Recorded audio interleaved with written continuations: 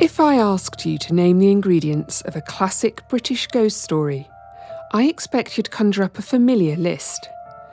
A mysterious old house, crumbling ruins, a long-forgotten curse, bones in the cellar, a few wicked landowners, monks whispering in the cloisters, and some ancient tragedy half-remembered. And in the gentle hills and green lanes of the Oxfordshire countryside, where red kites glide overhead and the air smells faintly of elderflower, those stories are waiting. Not where you'd expect them, perhaps, but they're there. This is a corner of England where stories linger and where the dead do not always rest. The past isn't gone here. It's hiding, waiting behind stone walls and beneath bridges, in ruins and homes and maybe even a river. Come with me as I visit the ghosts of the Oxfordshire Cotswolds. Our journey begins in the ruins of Minster Lovell Hall. Tucked away behind St Kenelm's Church and beside the River Windrush, the place is so peaceful today that you'd never guess at the betrayal and whispered hauntings tangled in its past. There has been a manor house here since at least the 12th century. But the ruins we see today were built in the 1430s by William, 7th Baron Lovell. He returned from the French wars with riches enough to make a statement. And that's what he did, building a grand new hall to reflect his power and wealth. He was, at the time, one of the richest men in England. His son, John, rose high under the Lancastrian King Henry VI and became Master Forester of nearby Wychwood. But the political winds shifted with the next generation.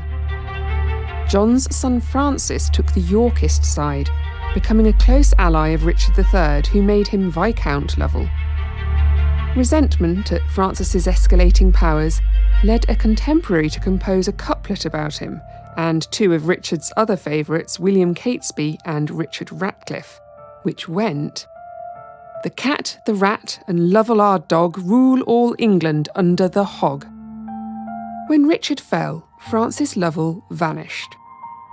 The estate passed to the Crown and, eventually in 1602, into the hands of the rising lawyer Sir Edward Coke. By 1721, Coke's descendant Thomas was in residence. He later styled himself Lord Lovell of Minster Lovell, though by then the name was more echo than inheritance. The house was already slipping into decline. By the mid-18th century, the Cookes had turned their attention to Holkham in Norfolk. They abandoned Minster Lovell Hall, and much of it was pulled down in the 1740s for building stone. What remains now are fragments. Beautiful, eerie, and just enough to fuel the imagination. And fuel it they have. One of the most enduring legends tied to the ruins is that of Francis Lovell himself.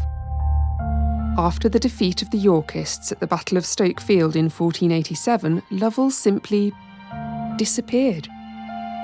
Some say he escaped abroad, others that he died in battle or drowned when trying to cross the River Trent on horseback. But local tradition claims he came home to a secret hiding place within his own hall. Only one servant knew he was there and provided his master with food and water. But when that servant died suddenly, Lovell found himself trapped and starved to death in silence. Centuries later, during renovations in the early 18th century, a hidden chamber was supposedly discovered. Inside was the skeleton of a man slumped at a table, with a skeletal dog at his feet. When air touched the remains, they crumbled to dust. Too strange to be true? Perhaps. But this story was told by John Manners, the Duke of Rutland, in the hearing of William Cowper, the Clerk of the House of Commons, in 1728. So it's not exactly idle gossip. Today, they say ghostly footsteps echo around the ruins. Wailing drifts on the wind. A tall, cloaked figure walks by the river, dissolving into nothingness. Could this be Francis Lovell himself, still searching for a way out of his mansion? Minster Lovell Hall is also one of the possible settings for the well-known old folk tale of the Mistletoe Bride. The legend holds that on her wedding day, a young bride played a game of hide and seek. She found what she thought was the perfect hiding place, a chest tucked away in an attic, and climbed inside. The lid fell and locked, and despite frantic searching, no one found her. Years passed, and when the chest was finally opened, it held only a skeleton in a wedding gown, with a sprig of mistletoe next to her. A couple of other English manor houses lay claim to being the location of this wedding day tragedy, including Marwell Hall and Bramshill House. But at Christmas time, a white lady visits Minster Lovell Hall. A pale shape, sometimes with flowers in her hair, she wanders through stone archways before fading away. Some say it's the bride, no longer trapped, but still not at rest. The chest in which the bride is said to have died is now at Gray's Court near Henley-on-Thames, another house once owned by the Lovells, a family, it seems, with no shortage of ghosts. Leaving the peaceful yet strangely troubled ruins behind, our journey continues, travelling along the old A40, now the B4047, toward the beautiful market town of Burford. According to some, this road has its own ghost, a highwayman. In her 2003 book Oxfordshire Stories of the Supernatural, Betty Puttick claims he is known as Blackstockings because of his unusual attire. Instead of riding boots, he wears stockings and buckled shoes. In all other respects, though, he is the quintessential highwayman, with a tricorn hat and flintlock pistol, albeit he and his horse are nothing more than shadows, seen riding silently along the road on an endless journey. Blackstockings isn't the only mysterious apparition to appear on this route. Anthony D. Hipsley Cox, in his 1973 book, advises that a black cloud can appear on this road. He warns that if you drive through it, you will experience a feeling of utter terror. It is also said that animals who find themselves surrounded by the cloud become frantic. Another author agrees, saying that some never recover.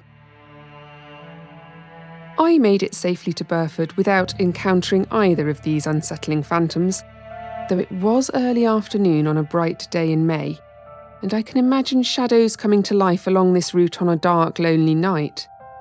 And I'm aware that in those circumstances, there's one more spectre I might see. A black coach, drawn by horses that make no sound yet spark fire on the surface of the road. Inside sit two figures with cold eyes, rich clothes, and no business at all being here. Sir Lawrence Tanfield and his wife, Elizabeth. Sir Lawrence made his fortune as a judge and a lawyer. Sharp-minded and sharp-tongued, in the late 1500s he bought Burford Priory and set about stripping the burgesses of the town of their ancient rights. He became renowned for his cruel treatment of tenants and was accused more than once of being corrupt. Lady Tanfield, his second wife, was, by all accounts, staggeringly arrogant. There's an old story that she once declared she would like to grind the people of Burford into powder beneath the wheels of her carriage. And she may have got her wish. Whilst the Tanfields now lie in a grand tomb at St John the Baptist Church in Burford, complete with an eerie memento mori that boasts a real femur, their coach still rides. In the 1930s, local folklorist Muriel Groves shared a tale passed down from her father, who had heard it from his grandmother's nurse. She said that the Tanfields phantom coach became such torment driving through the town at night that locals called in 7 priests to put a stop to it. The clergy gathered under Burford Bridge and performed an exorcism, finally succeeding in trapping Lady Tanfield's ghost in a bottle, which they threw into the river. But there was a warning attached. If the first arch under the bridge ever runs dry, Lady Tanfield will return. One summer, during a dry spell in the 18th century, the river dipped low and the mud beneath the first arch is said to have begun to hiss and bubble as if something was stirring. The townspeople hurried out with buckets, throwing water into the river until the levels were high enough to keep her ladyship at bay. Further north, in the village of Great Tew, Sir Lawrence's ghost was reported near a towering elm in the old parklands. A young gravedigger, interviewed in the 1930s, told of the great elm and of the ghostly coach and 6 that circled it at midnight every night as the clock struck 12. The Tanfields coach has also been seen, or at least claimed, in Whittington, North Lee and Wilcot. It's always the same story: the soundless wheels, the wild horses, and the cold-faced nobility on a journey they can never complete. There are people who think these tales are less about ghosts and more about anger, and thinking about it, that makes sense. The Tanfields were rich, proud, and, in their behaviour towards many people, merciless. Their haunting is, in effect, a punishment for them. A reminder of the transitoriness of wealth and status. A way, perhaps, for those beneath their boots to claw back a little power and stop the wicked lord and lady from ever finding rest. You'd be forgiven for thinking the Tanfields provide quite enough paranormal activity for Burford, but they're far from alone. The Priory, for instance, has been whispered about for generations. A grand residence built by Sir Lawrence Tanfield in the 1580s, it occupies the site of a 13th century Augustinian hospital. Now a private home, it has passed through the hands of the mighty. Richard Neville, the kingmaker Earl of Warwick, was Lord of Burford, and King Charles II is said to have stayed there. But the place fell into decline in the 19th century, neglected and avoided by locals who said it was cursed, or haunted, or both. One apparition seen at the Priory is described as an old-fashioned gamekeeper. Seen walking the gardens, he vanishes if approached, and there is, of course, a tale attached to his ghostly presence. An article in the Witney Gazette from January the 13th, 1912, written following the sale of the Priory, repeats the local legend that a gardener was hanged for the murder of John Prior in the place of the Earl of Abercorn, who was unquestionably the culprit. This article itself refers to sources from 1697, when the crime occurred, including the Protestant Mercury, which describes the incident as follows. Mr. P was found murdered in the said garden, having several barbarous wounds in his body, which the prisoner's sword was found exactly to fit, and was very bloody, so that upon good grounds he was committed to jail. The prisoner, the Earl of Abercorn, was acquitted. A terrible scandal.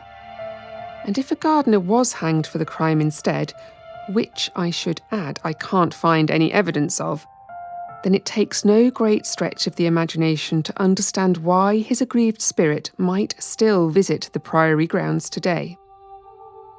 As to the victim, well, so far as I know, John Prior has not been seen. He is remembered, though, in a black marble memorial in Burford Church. One of the other ghosts said to linger is a little brown monk who drifts silently through the Priory estate.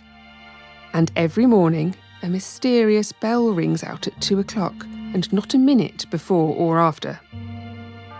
No one can say where it comes from, but 2 a.m. is the time that Augustinian monks would have woken for matins. In 1947, the Priory passed into the hands of the Anglo-Catholic Church. A Benedictine order of nuns moved in, and a chaplain took up residence in the nearby rectory.